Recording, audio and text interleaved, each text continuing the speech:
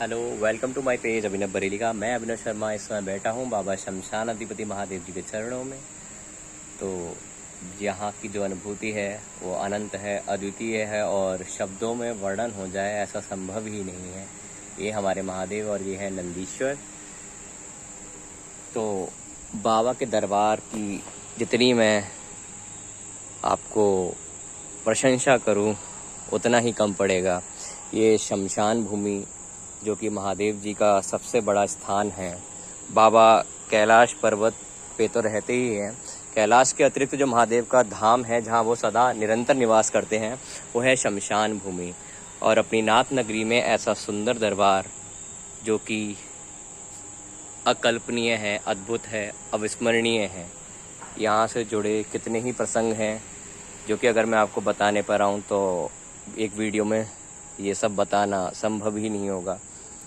ये जो शिव हैं, भैया थैला ध्यान रखो, ये जो हमारे शिव हैं इन जैसा कोई ना था, ना कोई है, ना कोई रहेगा। तो हमारे महादेव हमें सिखाते हैं मौन रहना।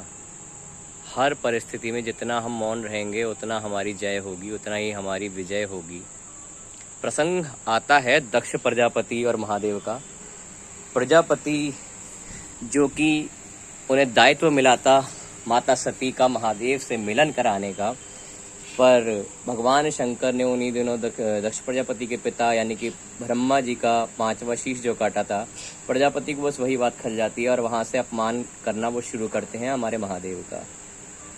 सती की तपस्या, माता शक्ति की तपस्या से उनके यहाँ सती प्रकट हुई थी, पर दक्ष प्रजापति ने अपने पिता का प्रतिशोध लेने के लिए, हालांकि ब्रह्मा को ऐसा कुछ नहीं था कि मेरा प्रतिशोध कोई मेरा पुत्र ले, पर फिर भी दक्ष प्रजापति को था एज आ पुत्र, शायद हम में से किसी को भी हो सकता है। पर दक्ष प्रजापति की कन्या यानी कि सती माता को दक्ष प्रजापति नहीं चाहते थे कि वो शिव से प्रेम करें या विवाह करें, पर होने को कोई टाल नहीं पाया। प्रजापति का क्या हश्र हुआ वो आप सभी को पता है, पर महादेव अभी भी मुस्कुरा रहे हैं। अच्छा लगता है बाबा जब मुस्कुराते हैं। तो महादेव जी की जितनी प्रशंसा करी जाए उतनी कम है। महादेव मौन रहना सिखाते हैं हमें।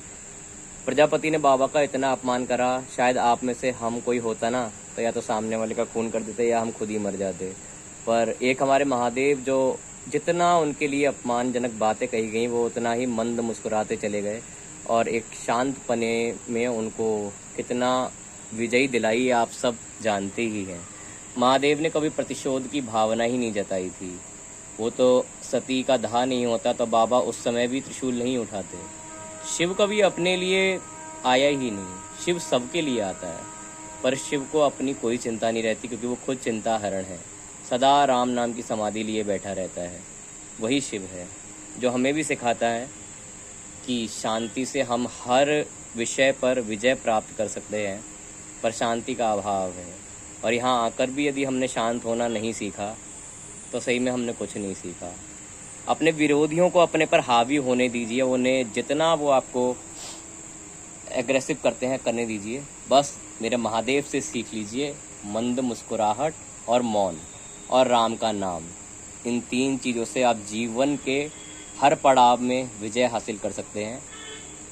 ये है मेरे महादेव और ये मैं हूँ उनका बेटा। आप सभी को राम राम।